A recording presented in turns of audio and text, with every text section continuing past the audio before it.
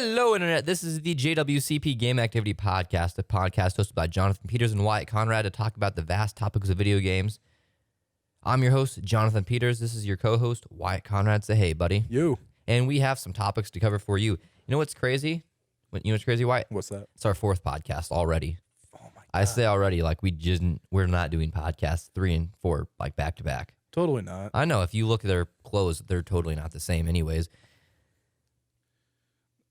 I mean, listen, if you look at them in order, okay, yeah. You might be able to see some similarities of my necklace and my shirt and the way my hair. You know, it doesn't matter. That is not the point. We're here to inform you about the video game news. This is game activity.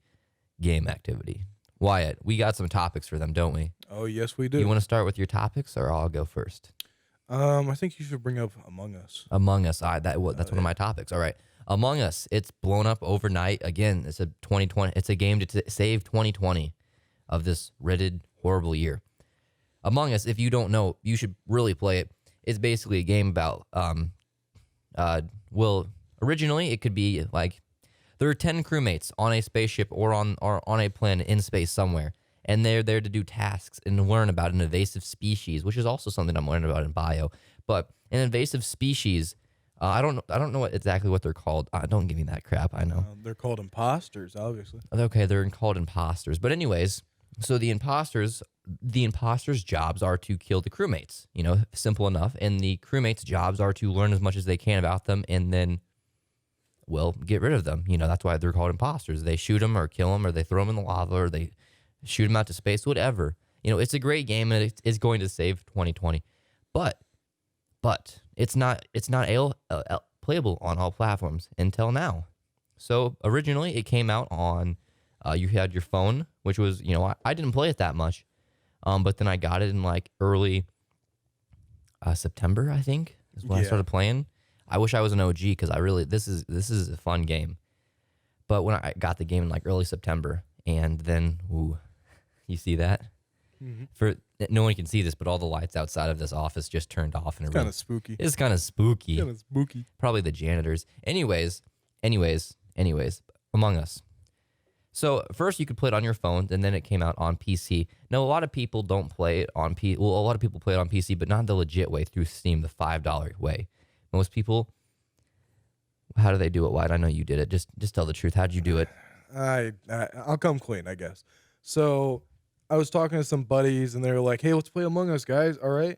And then they gave me a clip to download, like a little link, so I can download the game without actually buying it, because it goes through the mobile version, but then it ignores the ads. I'm pretty sure, or maybe it's the PC version. It's just a free version. I'm not too sure. It went through Google Docs, I think. Or Google, I don't know. I have no clue. I bought it legitly because I'm cool like that. Yeah, totally. Because you have $4, but I'm sorry, I don't. You got me. Yeah. Okay. Anyways. So Nintendo. I almost spoiled it. Among Us is coming out on the Nintendo Switch. Big news. You know, now people, and it's all cross-play compatible. Oh yeah. That's awesome. You definitely didn't spoil it going Nintendo. No, I did not. I don't stutter. I'm a good boy stutterer. Okay, so really quick. No, not really quick. We still have like 5 minutes to talk about this. Anyways, I'm not going to expose how the podcast gets done. Don't they? They probably know. They probably do. It's not that hard to figure out. I don't know. They might realize. You never know. Anyways, Among Us though, this game has saved 2020. If you haven't played it, I highly recommend it. We're not sponsored by it. Among Us, by the way, we're sponsored by WJHS 91.5, the Eagle, the nonprofit organization run by student-led programs. So that's pretty cool. Yeah, we got a sponsor. We aren't sponsored by Among Us just yet. But you know, if we are, hey, Among Us, you know, hey. If they're listening right now, don't be afraid to email us. Yeah, hey. You know my email. You can find it. Probably. It's on there somewhere. I'm sure it is. It's somewhere out there. Anyways, though, Among Us, it's a great game. Like I said before, if you haven't played it before, you really, really should play it. This is a great game. To sum it up really quick, though, so you can have 10 people in a lobby. You can have 1, 2, or 3 imposters, and you can choose what map. But talking about maps, we're getting a new map too. Why? You want to talk about that new map really quick? Well, I actually don't know the name of the map. I haven't looked too much into Among Us because my version on my PC doesn't really work anymore, and I didn't want to pay for it. So Oh, all right. So yeah, I'll tell the folks. All right. So if you ever play, so really quick fact, if you didn't know, if you've ever played the Henry Stickmin collection games, this Among Us game is made by the same people, so they can use the characters from both games. It's not copyright, which means they can do so much because that company kind of blew up overnight too. A lot of things just blow up overnight. I don't know why. probably because of the pandemic. No, that these games have. Well, yeah, I know they released their final one in 2020, but anyways, we're getting a new map. It's the spaceship, or not the spaceship. I'm still talking about Among Us. It's the airship. That's what it's called, the airship map. It's crazy. They have floating platforms. They have multiple levels, and it looks more like it looks like it's a level based game instead of a 2D game that you just walk around in. It's really cool to see how they did this design.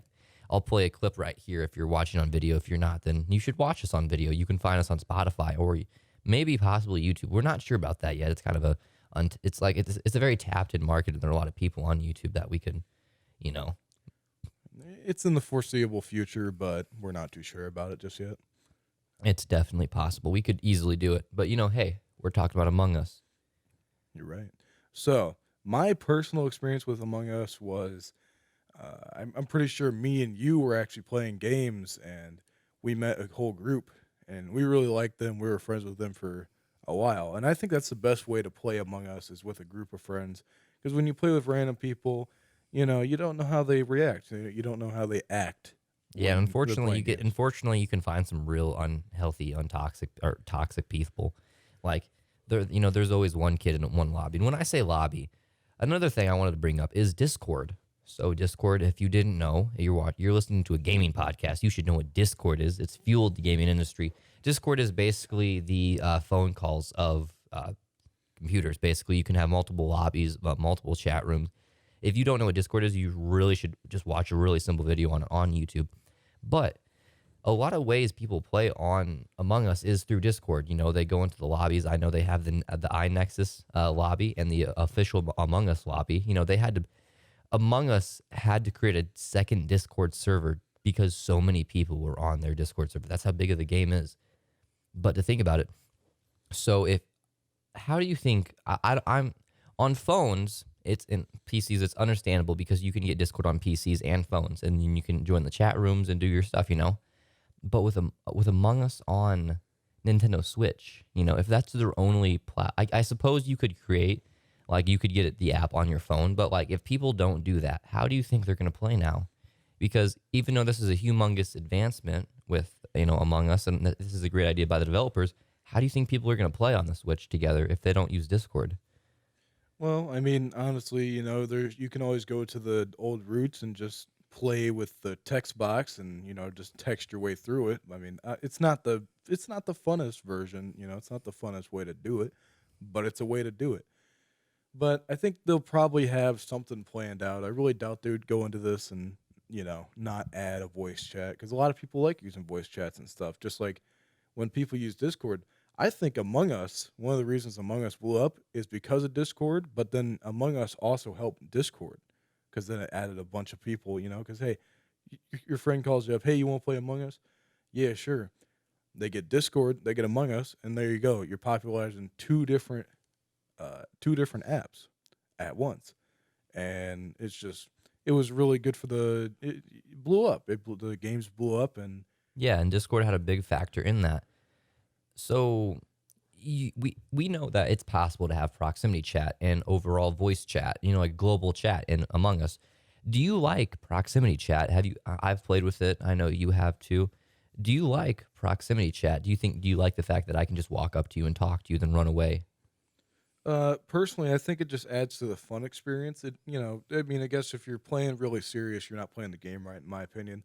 So it adds to the experience. Oh, you come up to your friend and be like, "Ha, I'm gonna kill you," and something like that. Like it's just fun. It's fun to mess around, and you don't have to mute your mic.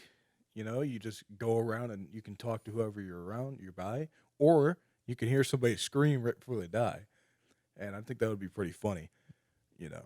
That's Hey, who did it? I just don't know. I heard their voice, but I just don't know who did it. So so you said that if you're playing the game too serious, you're not playing it right. So what is in your mind, what is the correct way to play the game? I think the correct way to play the game is to just, chill out.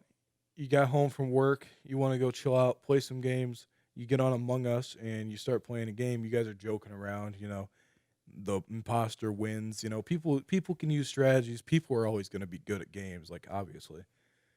But I just don't think it should get super serious to where like people start raging and stuff. It's really not that kind of game. It's just kind of a laid back. It gets you thinking because you don't want to get caught, obviously, and you also don't want to give yourself away if you're the imposter. So it gets you thinking. So it's just a really fun game, and you can bond with your friends too. So I feel like it really shouldn't be a kind of pro game. It's just not really meant for that, in my opinion. Yeah, and there are definitely pro aspects to the game of like learning the card swipes, like algorithm and how it works and how fast you should go. You can change your DPI on your mouse to match the card swipe so you get it perfect every time. Actually, I'm really good at card swipe. I've never had problems with it.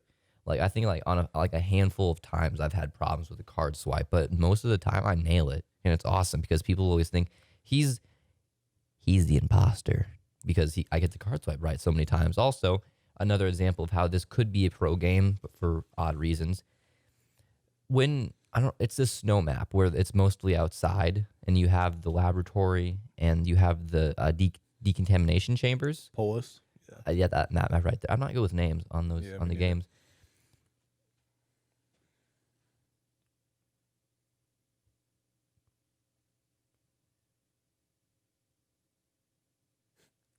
What was I talking about? I'm talking about the Matt Polis. Yeah, but what about it? Uh, Oh, say something. Just say yeah. oh yeah. Well, Polis is a good example for the keys because when you spawn in, keys is a common task. That means everyone would have it. So on the roster, when you're like on the imposter board of who is the imposter, there's a roster and it goes from it goes from the left column down, and at the end of that left column it goes from the right down. So depending where you are on that roster, that's where your key goes. So you can match like if you think someone's the imposter, you're like, hey, where did you put your key? And if they said I put it on the right and they're on the left roster, hey, they're the cheater. They're the imposter. So it definitely can be a pro game, but if like you said, I don't think you're playing it right if you just if I don't think it's I just don't think you're playing it right if you're playing too serious. Oh, right. I mean, you can play to win. That's understandable. Like if you want to win the game and that makes you happy, yeah, play to win. It's the game. It's what it's meant for. It's meant to make people happy. It's meant to make people competitive. But I don't think you should lose friendships over this game. It's just not that kind. It's not that serious. It's just No, it's not that. It's not that serious. I wish there was like a pro team. I've always wanted to see a pro team of Among Us players, and actually, I wanted to dress up as Among Us character for Halloween too. I think if all the boys did that, like the group of guys, I think that would have been a lot of fun. you know how bad that would have been when we were going to that haunted house and you were just in an Among Us costume the entire time. Oh yeah, I did go to yeah, that'd be funny. I'd get scared in an Among Us costume, and then I'd have to become the imposter really quick. Yeah, we'd also have to cram you into a car wearing a huge costume. We wouldn't get pulled over though. We'd be fine. Yeah, no, he wouldn't get pulled over.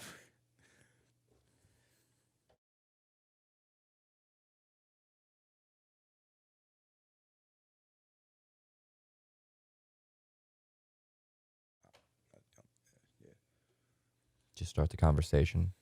Say moving on from Among Us really All quick. right, so going on from Among Us, I wanted to bring up Watch Dogs Legions, like a very, very anticipated game in a certain crowd. I wouldn't really say it's, up to some other games like, Cyberpunk standard, but it was very anticipated and people wanted to see it. They wanted to play it.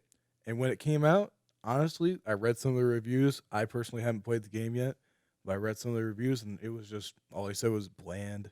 It wasn't really anything special, It was I'm not really too sure what they went wrong with it. I think it was more campaign than anything. No glitches, glitches weren't really a big problem. It was just a bland game. Nothing nothing super special people were wanting. Yeah, so I'm a very big fan of the Watch Dogs series, and so I know a good amount of this trivia questions. So first we had Watch Dogs 1 with Aiden Pierce, based in Chicago, and the whole thing was just taking down Bloom, right? It was just taking down I Bloom. think so. No, CTOS. That's what Bloom owns. Anyways, that was the mission to the game.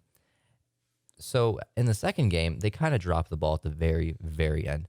I think Watch Dogs 2 was an amazing game, and they really, really improved with the graphics, everything, the whole concept of it with Watch Dogs 2. They dropped the ball on some aspects, like some characters didn't really have a backstory. I know Marcus, the only backstory we got was like a basic backstory of he got profiled for a crime he didn't commit. Now he's wanted, by the government. And then he did some cyber stuff, and he was like the number one to catch on, the CTOS list because he was for DedSec.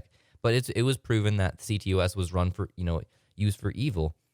But then Watch Dogs 3 came along, Watch Dogs Legion. It went to London. That was their big mistake. First of all, taking it to a whole new country. I think they should have kept it in the United States because we had Chicago, and then we had California's. Where's the Golden Gate Bridge? I'm so uncultured right now. I don't know. Let's look it up. Just a little detour. A little detour. We want though. to get the facts. No big deal. Golden Gate Bridge is in San Francisco. CA's California, right? San Francisco. Yeah. Oh, that's right. I'm so San Francisco, California. San Francisco. I can't believe I didn't know that off the top. I did know that off the top of my head. I don't know. This is a gaming podcast, not a states podcast or a history podcast. I know. Okay. Don't feel bad about it. I'm in high school. I should know that. I'm in high school. I should know this. Okay, really quick though. So I always say really quick. I got to stop doing that. Really quickly. Really quickly. Really, really quickly. And the podcast is over just like that. Really quickly. We want to end this as soon as we can. Yeah. Really quickly though. Oh my gosh. I hate video cameras on the podcast. Do you like them? You like them? I haven't been paying attention, honestly. Well, we got one right there. Then we have your camera right there. I'm going to slap your camera. I can't reach it. You just slapped me, actually. I did slap you. I'm going to slap you. Yeah, you probably heard that. The people the people who only listen to the audio are probably going to be so confused on what's going on. Probably. I feel like we should keep this in. We should. We are already going to keep. We're going to keep this in. Yeah, we're going to keep this. We don't edit the podcast that much, anyways. We do though. We do kind of a little bit. It doesn't matter. We do. Well, only when we talk about bad stuff. We were talking about Watch Dogs Legion. Come on, man. Yeah. Watch Dogs Get in the game. It was a disaster. It wasn't a disaster. It was a good. It was horrible. No, I'm just joking. It was a. Okay, and we're back. I just accidentally hit the record button, so I really messed that up. I'm right next to the keyboard, so I can kind of screw it up like that. We stopped directly on 18 minutes. It was kind of cool. This whole segment's been a kind of a screw up. We were talking about Watch Dogs Legions and what we thought of the game. So where Watch Dogs went wrong is they allowed you to play anybody and as any character, and that's a really cool aspect. I think they copied it off of GTA 5 personally, and I think they just trashed the idea. Because with doing that, everyone has a backstory, so there is no backstory. There is no campaign. There's a very small campaign of take down the corrupt government or whatever it is. I don't remember. I haven't played it in 6 months or whatever. I haven't played it in a very long time. It's been the same every game. There's not really a big backstory to Watch Dogs 3. Like Watch Dogs 1, they had Aiden Pierce's sister. Don't remember. It started with Nikki. I think it was Nikki. Yeah. She got kidnapped halfway through the game, so that's where the game dialed off at. We had T-Bone's missions too. So he had his own backstory where he actually worked at Bloom. Then Watch Dogs 2 game, we had Marcus, and we had a little bit of a backstory. We had Zatara, and she had basically no backstory. We had Wrench and no backstory. It just keeps getting less and less backstories, and that's where games really foolish because people can connect themselves to the games if they know what's going on, compared to Watch Dogs Legion, where you just get dropped into the game, say, hey, recruit literally anyone, and then boom, there's no backstories for anyone because everyone, you can choose, you literally get a random character when you start the game. So it's like, there's no backstories. There's nothing to connect yourself with. There's nothing to put yourself in the video game. You're just playing a video game at that point. And I know that's what you bought the game to do, but it'd be nice to have a backstory where you could connect to that person, like Aiden Pierce in Watch Dogs 1 lost his niece. No, he lost his son. Did he? No, he lost his daughter. I'm sorry. He lost his daughter because there was a hit put out on him because he was robbing a casino, the Merlot job. That's why there was a hit put out on him. They shot his tires out. He flipped the van. His daughter died. So they came after his sister Nikki, and they needed to get even with him. At the end of the game, he chooses evil or nice to kill the person who he has the choice to kill the person who killed his daughter. Caused a car accident, and because of that, that's where the game kind of got good because it was such a deep story where you could actually choose: did you want to kill him or did you want to leave? You could just choose, and that's really where. And then the ending is like, he's the vigilante. He's really, that is a backstory. Watch Dogs Legion has no backstory whatsoever. Yeah, just to clarify, Lena was his niece. So Lena was his niece. Yeah, Lena, not Yeah. Nikki. Nikki was his sister. Yeah, that's who I was talking about. Okay, so Lena was his daughter. We had Jackson as his son, and then Jackson as Nikki's son. Jackson. And then Lena was Nikki's daughter as well. Yes. Right. So not his daughter. Well, it's been a long time since I Yeah. played Watch Dogs 3. So it was on the PS4. So I played Watch Dogs 1 mostly on my Xbox 360, and then I played it on PlayStation, the PlayStation 4. And I think it's one of the better ones, mainly because I played it more. But, I could be kind of a hypocrite. But so your opinion is kind of subjected. a little bit, but I played Watch Dogs 2 as well. I thought it was pretty cool. Couldn't you make your own weapons? Like, you could customize them. You could easier? customize your own weapons and put skins on them the same as the last game, but there were a lot more weapons in Watch Dogs 2. Watch Dogs 3 there's a lot more weapons because every character comes with their own weapon set of special abilities. Like if you were a construction worker, you could get into construction sites. If you were an armed guard, you could get into the armed guard areas. If you had a lawyer, your characters don't die; they just go to jail. If your characters get caught, if you have a lawyer, they can bail them out a lot quicker, so their time is a lot less and less. Which is a really cool concept. It's kind of like an in-depth thing, but unlike the Division, what they did with the Division, where you had in the Division 2, where you had to upgrade every single gun to get a component on it, which was a horrible idea. I hate the Division 2. Won't play it ever. I played the trial version of it, never played it again. Honestly, didn't they have to make an expansion for the Division 2? Yeah, they did it in Washington. I'm pretty sure they went to New York City or somewhere like that because it was so bad. They just gave up with that game. They're like, they had to make a whole new game, basically. It was bad. All right. So, enough on all these Watchdog games. Let's focus on... Let's give the Ubisoft realm really quick. Let's talk Right. about Rainbow Six Siege. Rainbow is an interesting game. It was not made to succeed whatsoever. It wasn't made to succeed, and it honestly shows. It shows that it is getting worse and worse by every update they do. They need another Operation Health, in my opinion. They do. Just to keep it up there. They're adding more and more operators that they have to tweak. They say every time, "Oh, we're going to add them and we're going to tweak them and see as they fit." But they always mess it up. They always either make them worse or they make them better. Yeah, and they did Lord Tachanka so wrong. Oh God. That when we said that he is Lord Tachanka, we idolized him because of his turret and his mounted turret. When we sat down his mounted turret, it was like a statue. Everyone knew that. Some people didn't even kill Tachanka. The only way you could kill Tachanka was with his turret. And if you didn't have his turret, you might have well not have killed him because you just lost religiously. It's like Rainbow's like a religion basically, but it wasn't meant to succeed. And now he has a grenade launcher that shoots flames and a whole turret. They ruined him. I know he's like an overpowered operator, but they don't see it that way because we idolized him for so long. It's not cool. It's not a good update. I didn't like it, and I stopped playing because of that. Because I also got set on fire and I raged and smashed my controller. Oh yeah, I But love doing that. I love doing that. Smashing controllers is something so different. It just takes their pain away from you, But talking about another game that wasn't meant to succeed. You know what game I'm going to talk about? Oh, it might be underwater. It might be underwater. Subnautica. It was a humongous game. Humongous game. There's so much we could talk about in such little time. Let's try to cover it. So, Which one do you want to talk about? Stranded or not Stranded Deep? That's a completely different game. Stranded Deep was fun though. Stranded Deep was fun. As a child, it was a weird game, but I loved it. Actually, if you want to talk water games, it's such a weird thing to talk about now because you have like No Man's Sky. You know, you have what's the space one? Spaceman, not Spaceman. Spaceman. Was it No Man's Sky?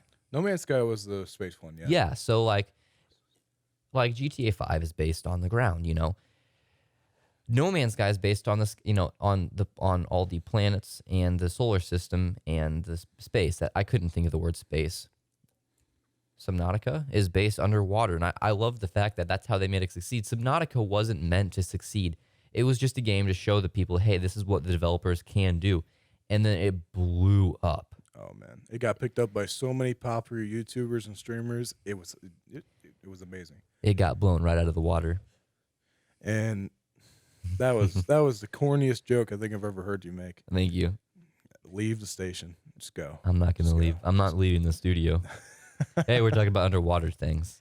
But anyway, I think Subnautica does have a space aspect to it, though, because you crashed there on an alien planet in your spaceship because you got shot down, right? By alien technology. By alien tech, right? Big old turret. Big old turret. Big old turret. You saw it in action, too. We did see it in action. That was the crazy part. For people who don't play Subnautica, it's on the PlayStation 4. You really need to buy it. You really need to buy it. It's also on PC, but it's also on PC. But you know, I don't know who has more of what. You know, I feel like a lot of people have consoles, but I feel like a lot more people have PCs. But PCs are subjective to what you can play because of what's in them. You know, if I have a 5070 in my PC, then I'm not going to play it. Yeah, we don't need all that nerd talk, man. I don't understand any of it. I just want to get an NVIDIA 3090 and just you know. He's just going to 8K at 60 FPS, and you know what I mean? This is a mess. This is not a mess. I love it. A mess. Honestly, PC has more of a selection, but PS4 has exclusives as well. Right. That is true, and Steam doesn't do exclusives, but that is another topic for another time because this is the end of the JWCP Game Activity Podcast for today. I'd like to thank everyone who still listens to this thing, like all the way through. For this podcast, this was a mess. We didn't have anything planned, but we made it out. We came out alive. That's the great part. I'd like to thank my co-host Wyatt for getting me here this time. I know you got stuck by cows in a cow crossing. I've never heard of that before. No problem, man. It happens. We live out in the country. It does happen, and now it's dark outside, and when we came here, it was light out. But anyways, you can find us on Instagram. You can find us on the gram. You can find us on Twitter and Facebook, JWCPGA, to find us on all platforms. Or if you want to Google us, you can just Google that too. You can type in JWCJ